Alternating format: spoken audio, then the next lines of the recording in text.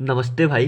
कैसे हैं आप लोग कमेंट करके ज़रूर बताइएगा। और आज के इस वीडियो में मैं अजय कुमार शुक्ला बात करने वाला हूँ त्रिकोणमिति के बारे में। ठीक है, हम आज बात करेंगे त्रिकोणमिति के बारे में।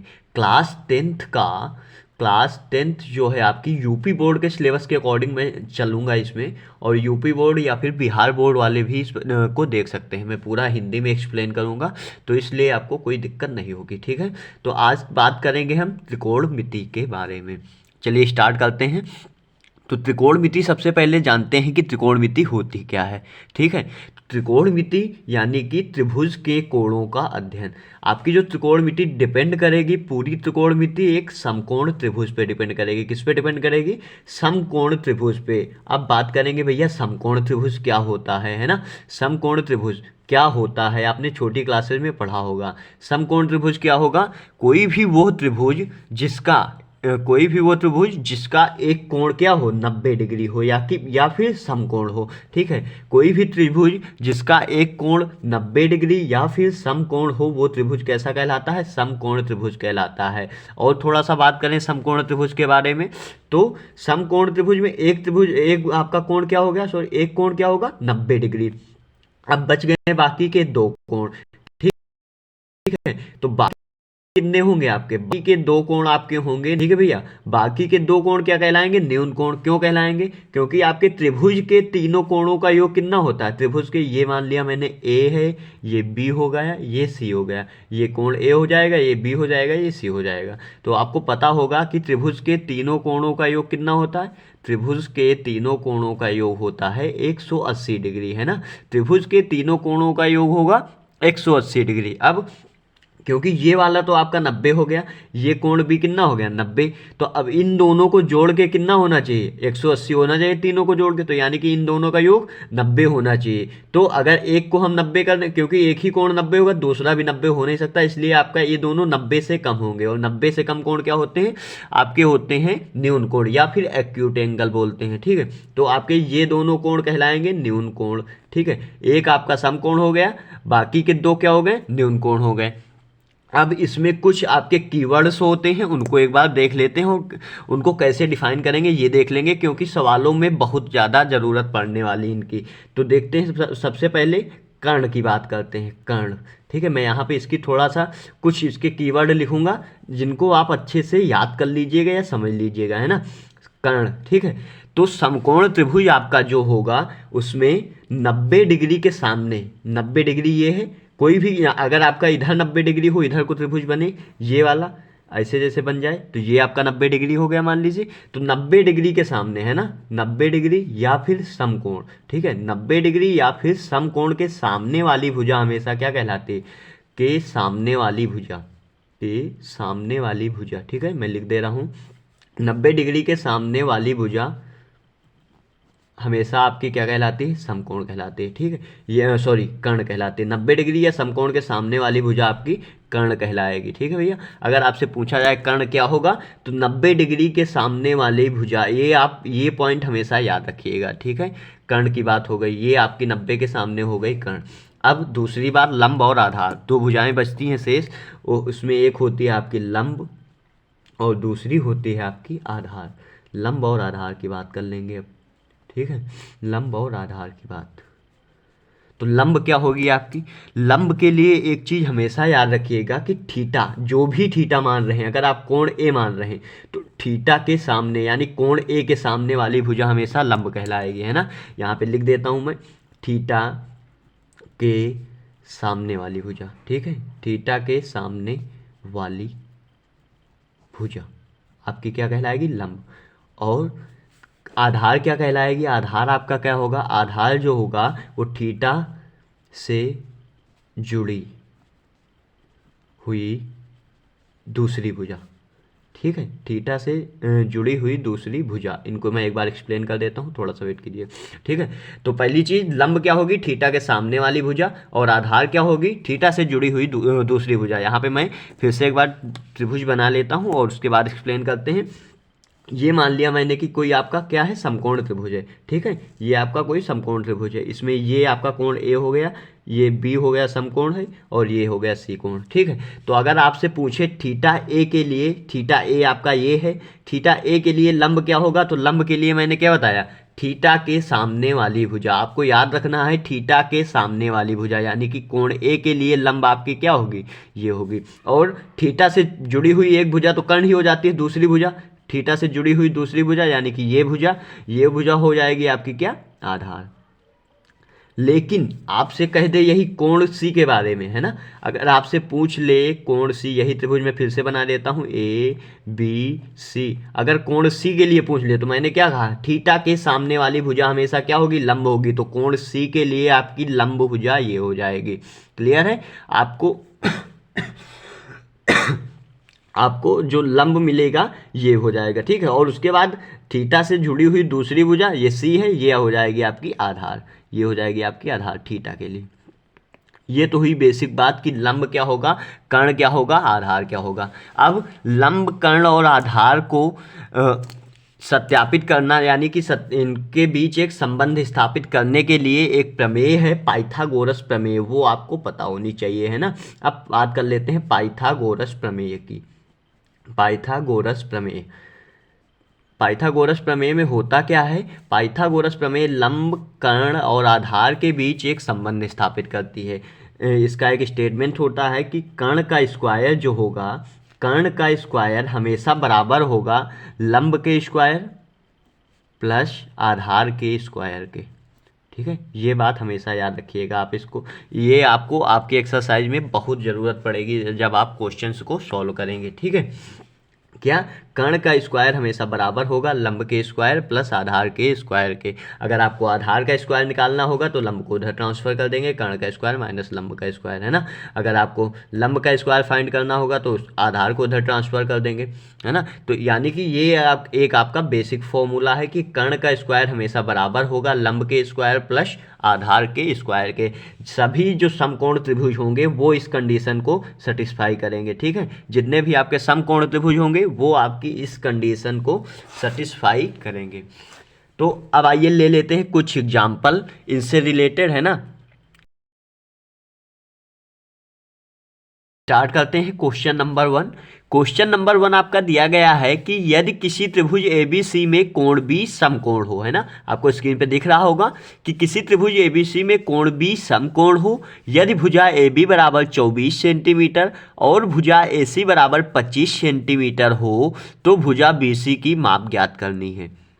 चलिए बना लेते हैं सबसे पहले एक समकोण त्रिभुज, क्योंकि बात कर रहे हैं हम समकोण त्रिभुज की और त्रिकोणमिति में पूरी बात करेंगे हम किस पे, समकोण त्रिभुज पे ही, ठीक है। तो ये एक आपका समकोण त्रिभुज हो गया। अब आपका कह रहा है कि कोण B समकोण है ना, कोण B आपका क्या है, समकोण है। ये पॉइंट आपको बहुत ज़्यादा ध्यान में रखना है कि समकोण कौन सा कोण कह रहा है, समकोण आपका कौन सा कोण है, B, तो ये पॉइंट आपका हो जाएगा B। अब बाकी को A और C, यानी कि त्रिभुज आपका बन गया है ABC। अब ABC में क्या कह रहा है कि ABC में भुजा AB की लंबाई आपको दी गई है, कितनी दी गई है, 24 सेंटीमीटर।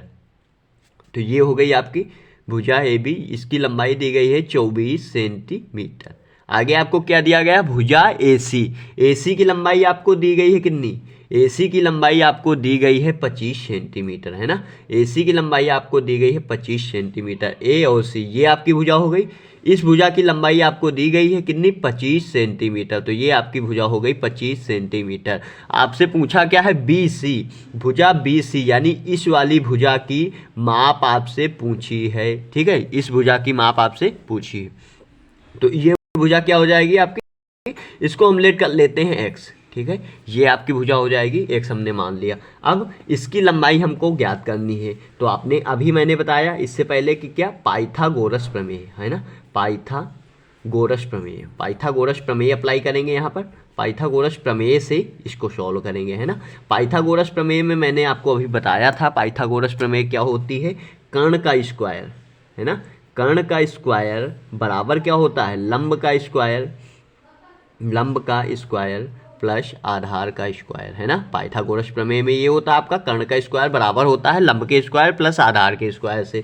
अब मैंने मान लिया कि ये कोण है, इस कोण के लिए हम फाइंड करते हैं, ठीक है। तो इस कोण के लिए आपका थीटा के इस समकोण के सामने वाली भुजा आपकी क्या होगी, ये हो गई कर्ण, ठीक है। और ये थीटा से जुड़ी हुई भुजा आपकी क्या हो गई, थीटा से जुड़ी हुई भुजा आपकी हो गई आधार, थीटा के सामने हो जाएगी लंब। यानी कि आपको दिया क्या गया है, कर्ण। ये आपका क्या हो गया, कर्ण दिया गया है। ये आपको क्या दिया गया, थीटा से जुड़ी हुई भुजा आधार, है ना। और बाकी थीटा के सामने ये भुजा आपकी क्या हो जाएगी, लंब। यानी कि हमको लंब की वैल्यू फाइंड करनी है। पुट कर देते हैं वैल्यू यहाँ पे।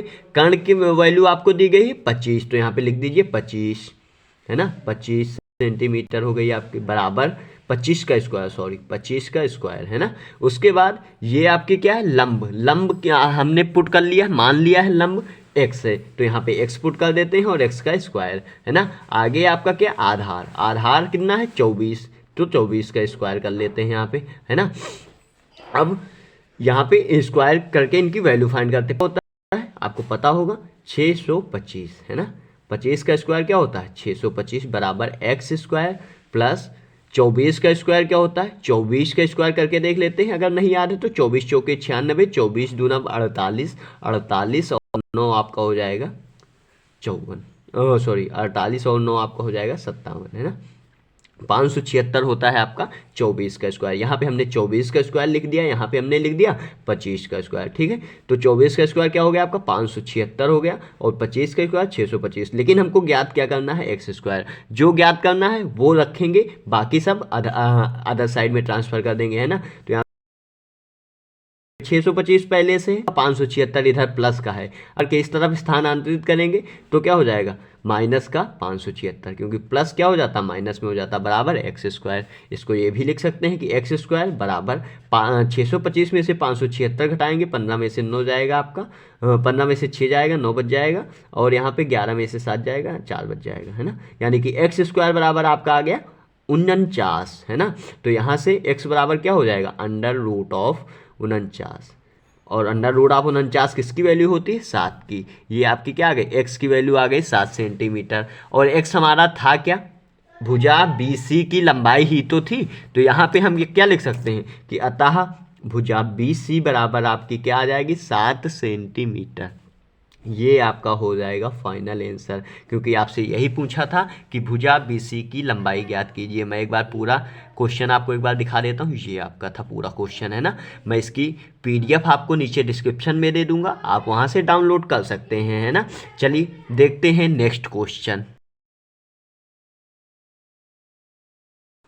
चलिए अब बात करते हैं क्वेश्चन नंबर 2 की, है ना। एग्जाम्पल नंबर 1 में हमने देखा कि पाइथागोरस प्रमेय लगा के हमने लंब का मान ज्ञात किया था। देखते हैं कि क्वेश्चन नंबर 2 आपका क्या है, ठीक है। एक बार स्क्रीन पे क्वेश्चन शो कर देते हैं, उसके बाद सॉल्व करते हैं। हाँ, क्वेश्चन नंबर 2 में आपको दिया गया है कि किसी त्रिभुज ABC में कोण B समकोण है ना। आपको दिया गया है कि एक कोण B है जो कि समकोण पे होगा। तो सबसे पहले त्रिभुज बना लेते हैं, है ना। त्रिभुज सबसे पहले बनाते हैं, उसके बाद फिर देखते हैं कि आगे क्या दिया गया। तो एक त्रिभुज बना लिया, समकोण त्रिभुज, है ना। समकोण त्रिभुज होगा क्योंकि त्रिकोणमिति में समकोण त्रिभुज की बात करेंगे। अब कह रहा कि कोण B समकोण है आपका, ठीक है। कोण B आपका क्या है, समकोण है। कोण B समकोण, यानी कि ये पॉइंट आपका क्या होगा, B होगा। अब आगे क्या कह रहा है, आगे यहाँ पे क्योंकि ABC त्रिभुज है तो ये A हो जाएगा, ये C हो गया। तो ये आपका ABC एक त्रिभुज कॉन्स्ट्रैक्ट हो गया, है ना। ये आपका एक त्रिभुज बन गया है ABC। अब इसमें कह रहा है आपको कि भुजा AB बराबर 4 सेंटीमीटर। भुजा AB, इसकी लेंथ आपको दी गई है 4 सेंटीमीटर। AB की लेंथ दी गई है 4 सेंटीमीटर, भुजा BC की लेंथ दी गई है आपको 3 सेंटीमीटर। अब पूछा क्या गया है, भुजा AC की माप ज्ञात कीजिए। तो यहाँ पे एक बार देख लेते हैं। AB ये आपकी भुजा है, AB की लेंथ आपको 4 सेंटीमीटर दे दी गई है, नो इशू। आगे क्या है, BC, भुजा BC, इसकी लंबाई आपको कितनी दी गई है, भुजा BC की लंबाई आपको दी गई है 3 सेंटीमीटर, है ना। और AC, भुजा AC ये हो जाएगी आपकी। AC की लेंथ आपसे पूछी है कि क्या होगी AC की लेंथ। तो हम क्या करेंगे, सबसे पहले AC की लंबाई मान लेते हैं हम x। मान लिया हमने कि x सेंटीमीटर है। AC बराबर क्वेश्चन मार्क, ये आपको फाइंड करना है। अब पाइथागोरस प्रमेय आपने पढ़ा है ना। क्योंकि पाइथागोरस प्रमेय अभी इससे थोड़ी देर पहले मैंने पढ़ाया पाइथागोरस प्रमेय, तो उसी से क्या करेंगे, इसको सॉल्व करेंगे पाइथागोरस प्रमेय से। पाइथागोरस प्रमेय क्या होती है एक बार जल्दी से कमेंट बॉक्स में लिख के बताइए मुझे, है ना। पाइथागोरस प्रमेय तो क्या होता, पाइथागोरस प्रमेय बराबर होता है कर्ण का स्क्वायर। पाइथागोरस प्रमेय में होता है कर्ण का स्क्वायर बराबर लंब का स्क्वायर, लंब का स्क्वायर प्लस आधार का स्क्वायर, यही होती है हमारी पाइथागोरस प्रमेय। ठीक है, अब यहाँ पे क्योंकि कोण हमने ये मान लिया, तो कोण इसके सामने वाली भुजा हमारी लंब होगी, इससे जुड़ी हुई भुजा हमारी क्या होती है, जुड़ी हुई भुजा होती है हमारी आधार, और समकोण के सामने भुजा हमारी होती है कर्ण। तो कर्ण हमारी कौन सी भुजा है, ये इसकी वैल्यू हमने मान ली है x, यहाँ पे x पुट कर देते हैं और इसका कर दिया हमने स्क्वायर बराबर। अब लंब हमारी क्या हो गई, थीटा के सामने वाली भुजा लंब, इसके सामने 3 है तो 3 का स्क्वायर यहाँ पे कर देते हैं, 3 का स्क्वायर हो गया प्लस आधार, आधार हमारा क्या है, इससे जुड़ी हुई भुजा ये 4, इसका स्क्वायर कर देते हैं 4। अब एक्स स्क्वायर बराबर 3 का स्क्वायर हमारा आ गया 9, 4 का स्क्वायर आ गया 4 चौके 16। ठीक है, अब एक्स स्क्वायर बराबर 16 और 9 25, क्योंकि हमें कर्ण का मान पूछा तो कुछ ट्रांसफर करना नहीं पड़ा, सीधा से हम फाइंड कर लेते हैं। अब एक्स स्क्वायर बराबर 25 है तो एक्स बराबर क्या हो जाएगा, अंडर रूट ऑफ 25, और आपको पता होगा कि अंडर रूट ऑफ 25 की वैल्यू क्या होती है, 5 सेंटीमीटर, है ना। 5 सेंटीमीटर आपकी ये वैल्यू आ जाएगी। आपसे पूछा क्या था, AC की लंबाई, AC हमने x माना था, अतः यहाँ पे लिख देंगे, अतः AC बराबर आ जाएगा आपका 5 centimetre. That's your final answer. तो ये छोटी छोटी बातें थी हमारी त्रिकोणमिति से रिलेटेड, इससे रिलेटेड हम बढ़िया क्वेश्चन, अच्छे क्वेश्चन सॉल्व करेंगे। ठीक है, अगले वीडियो में हम बात करेंगे कि रेशियो, आपके जो ट्रिग्नोमेट्री अनुपात होते हैं, त्रिकोणमिति अनुपात जो होते हैं, उनके बारे में बात करेंगे हम नेक्स्ट वीडियो में, क्योंकि ज़्यादा इसमें डिस्कस कर लेंगे तो आपका वीडियो लंबा हो जाएगा। इसलिए आज के लिए इतना ही। प्रैक्टिस के लिए अभी मैं कुछ क्वेश्चन स्क्रीन पे